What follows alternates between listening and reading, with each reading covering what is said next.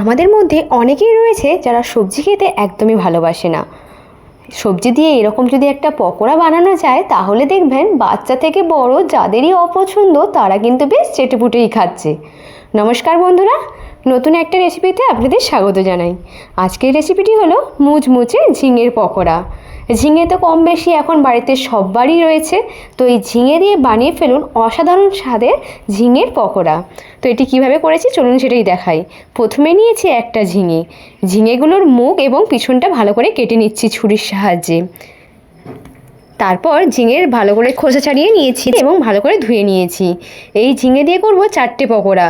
মাছ বরাবর প্রথমে কাটলাম, তারপরে সেই মাছ বরাবর থেকে আর একটা অংশ নিয়ে সেটাও মাছ বরাবর কেটে দিলাম। এই রকম 4টে করে নিলাম। তারপর ওই মাছ বরাবর কাটা একটা ঝিঙে নিয়ে তারও মাছ বরাবর একটু কেটে নিতে হবে, কিন্তু পুরোপুরি কাটা চলবে না, পিছনটা যেন জুড়ে থাকে।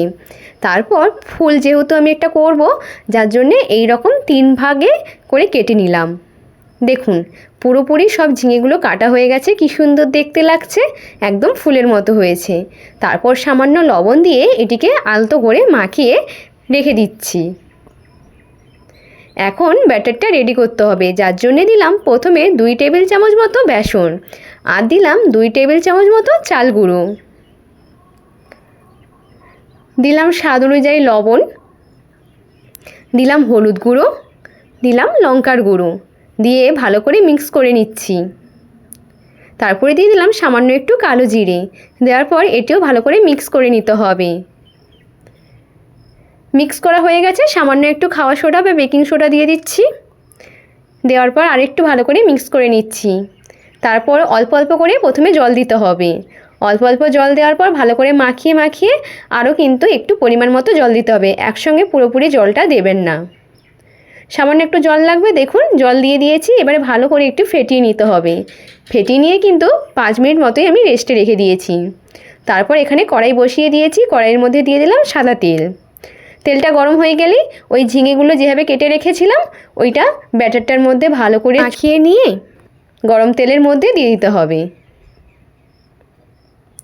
এই রকম আরও একটা কিন্তু একসঙ্গেই দিয়ে দিচ্ছি।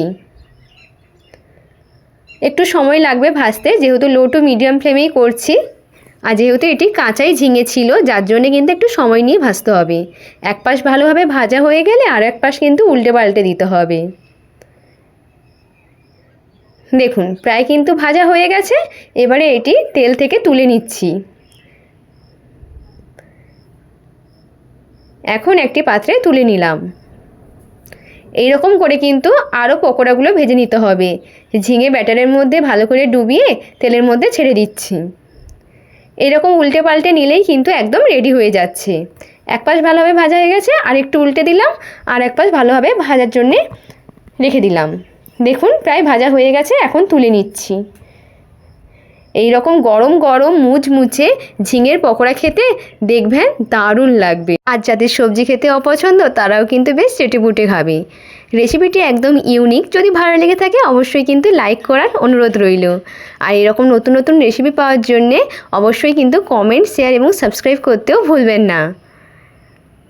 দেখা হবে নতুন একটি রেসিপি নিয়ে। সবাই ভালো থাকবেন, সুস্থ থাকবেন। ধন্যবাদ।